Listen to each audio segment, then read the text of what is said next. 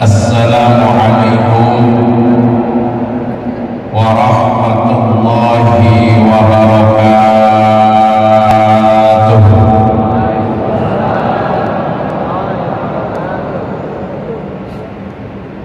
Bismillah, alhamdulillah,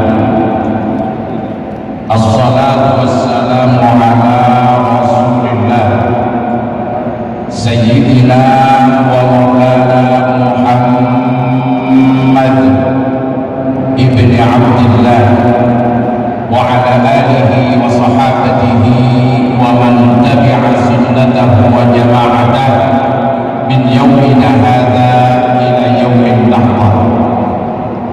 Amma ba'd, yang sama-sama kita muliakan dan kita banggakan guru kita Kiai Al-Haj Mahfud Nasirun, Ketua DKM Masjid Raya Kiai Haji Hasim Asy'ari matta'anallah bituli hayatih, Allahumma. Yang kita muliakan Ketua Pengurus Wilayah Nahdlatul Ulama DKI Jakarta Kiai Al-Haj Ad-Doktor Syamsul Ma'arif MA. Alhamdulillah, kalau melihat semangatnya luar biasa. Orangnya masih muda, ganteng, mantap. Tapi beliau mau menguji Pak Anies nggak jadi karena di masjid. Urusan yang lain mohon izin Kiai, saya tidak tahu urusan beliau. Mudah-mudahan beliau selalu diberi kekuatan oleh Allah untuk berkhidmah memimpin Jamiah Nahdlatul Ulama di Provinsi DKI Jakarta beserta seluruh jajaran yang hadir pada malam hari ini, Sekretaris Pengurus Wilayah Nahdlatul Ulama DKI Jakarta dan Ketua Pengurus Cabang Nahdlatul Ulama Jakarta Barat yang saya muliakan.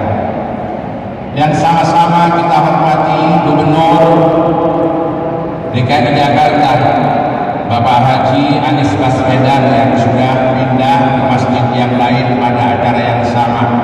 Mudah-mudahan Allah Subhanahu wa taala menjadikan hajat-hajat beliau dikabulkan, utamanya di bulan Ramadan, seiring dengan khidmah beliau dan ummah. Amin Allahumma. Para kiai yang insya Allah nanti juga akan menyampaikan tausiahnya pada malam hari ini, ada Dr. Kiai Haji Ma'min, ada Kiai Haji Asari, dan para qurra yang insya Allah nanti ikut menemani kita bersama-sama mengisi peringatan Nuzulul Quran dengan Lailatul Qiraah.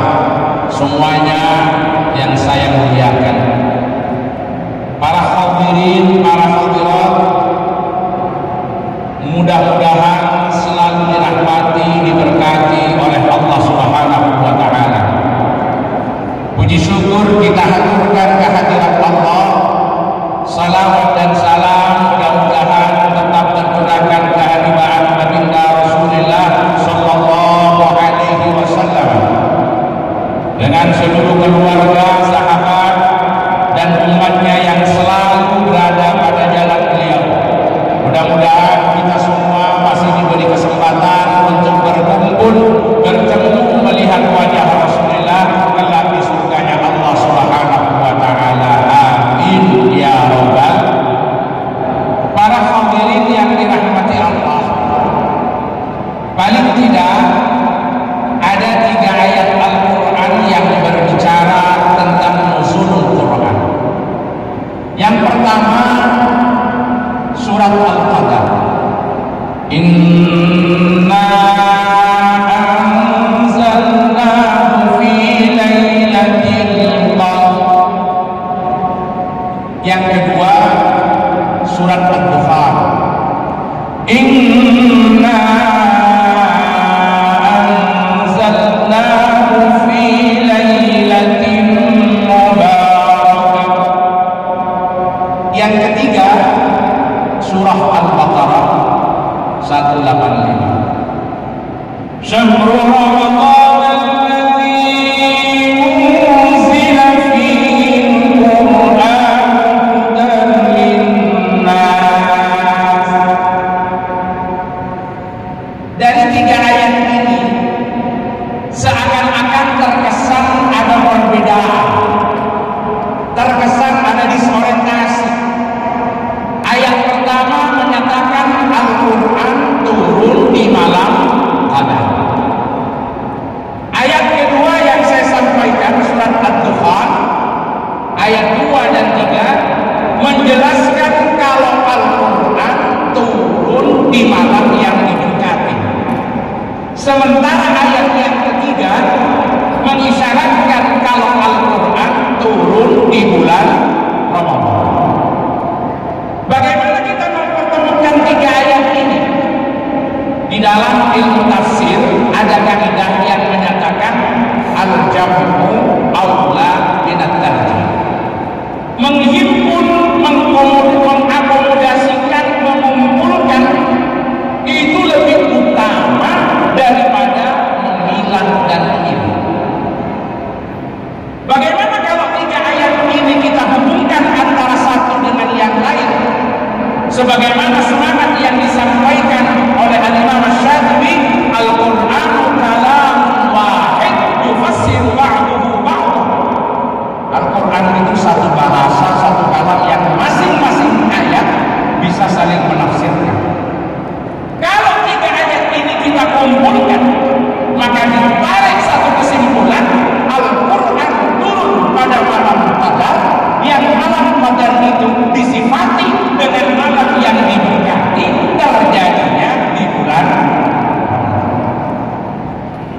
Tapi problem berikutnya, yang turun di bulan Ramadan itu yang dimaksudkan yang mana? Ini ada 2 pandangan para ulama. Yang pertama menyatakan bahwa yang turun di bulan Ramadan yang dimaksudkan adalah at-tanazzul al-awwal. Ini pendapat pertama. Karena Al-Quran tanazzulan. Al-Quran itu diturunkan 2 kali, ada at-tanazzul al-awwal minal lawhil mahfuz ila sama'id dunya. Dari lauh mahfuz ke langit dunia. Jumlatan wahidatan, sekaligus. Kemudian at-tanazzul al-thani turun yang kedua dari langit dunia ila fuadin nabi, dari langit dunia kepada Rasulullah, munajjaman nahwa salasin wa isrina sanatan, yang diangsur kurang lebih 23 tahun, tepatnya 22 tahun 2 bulan 22 hari, yang dibagi dalam 2 fase. Fase Makkah dengan 13 tahun 5 bulan, maaf 12 tahun 5 bulan 13 hari, dan fase Madinah dengan 9 tahun 9 bulan 9 hari. Ini pendapat yang pertama. Berarti yang kita peringati dengan nuzulul Quran itu adalah at-tanazzul al-awwal. Karena kalau at-tanazzul al-tsani, turunnya Al-Quran bukan hanya di bulan Ramadan, tapi di berbagai waktu untuk mengomentari berbagai persoalan, menjawab berbagai pertanyaan, mengomentari berbagai peristiwa. Itu tidak hanya di bulan Ramadan. Tetapi ada pula pendapat ulama yang mengatakan bahwa yang dimaksud turunnya Al-Quran di malam Qadar, yang itu dinamai dengan atau disebut dengan malam yang diberkati, terjadinya di bulan Ramadan, tidak lain adalah wahyu pertama yang diturunkan kepada Rasulullah SAW, yaitu ayat 1 sampai 5 surat Al-Baqarah. Ini perbedaan pendapat. Tapi yang paling penting bagi kita saat ini adalah peringatan nuzulul Quran itu dijadikan sebagai momentum untuk meneguhkan fungsi Al-Quran dalam kehidupan kita. Untuk apa Al-Quran diturunkan kepada kita? Al-Quran memproklamirkan diri sebagai huda. Ini disebut 2 kali di dalam surah Al-Baqarah. Di awal surah Al-Baqarah, Al-Quran menyebut posisinya hudan lil muttaqin. Tapi di Al-Baqarah 185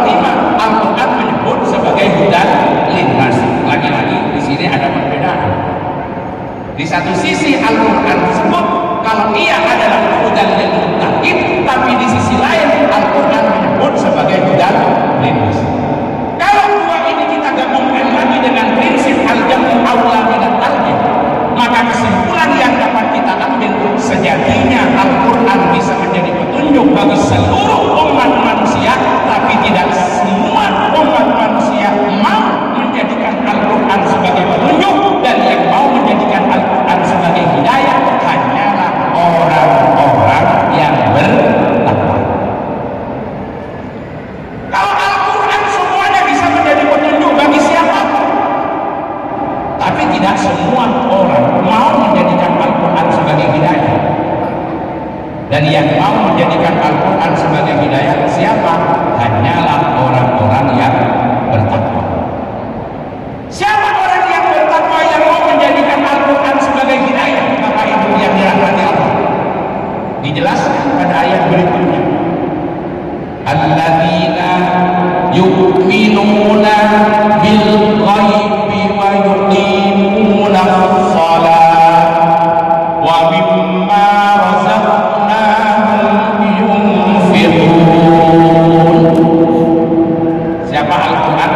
Orang yang mau menjadikan Al-Quran sebagai hidayah, cirinya yang pertama adalah alladzina yu'minuna bil ghaib.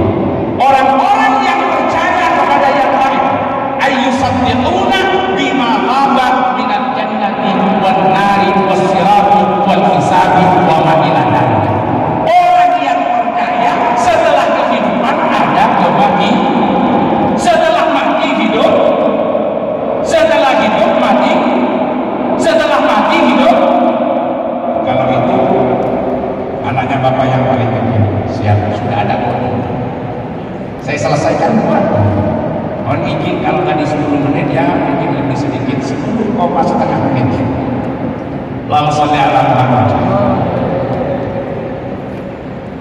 Alladzina yu'minuna bil ghaib, orang-orang yang percaya kepada yang gaib.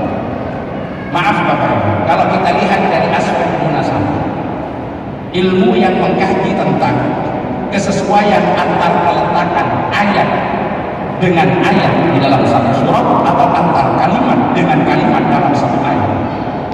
Kenapa alladzina yu'minuna bil ghaibi diletakkan sebelum yuqimuna shalah dan sebelum wa mimma razaqnahum yunfiqun? Nanti saya berhenti ketika wa mimma razaqnahum yunfiqun. Kenapa? Rahasianya sederhana. Orang kalau sudah tidak percaya kepada yang gaib, tidak mungkin dia sholat. Kalau sudah tidak percaya kepada yang gaib, tidak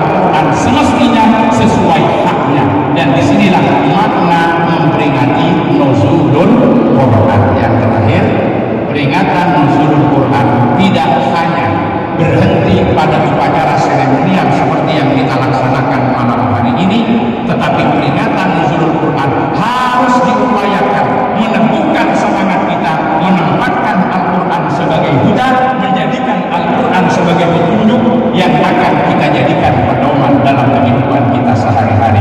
Insya Allah orang yang telah menjadikan Al-Quran sebagai imamnya, dia akan mendapatkan keselamatan kehidupan di dunia, kebahagiaan di akhirat. Amin.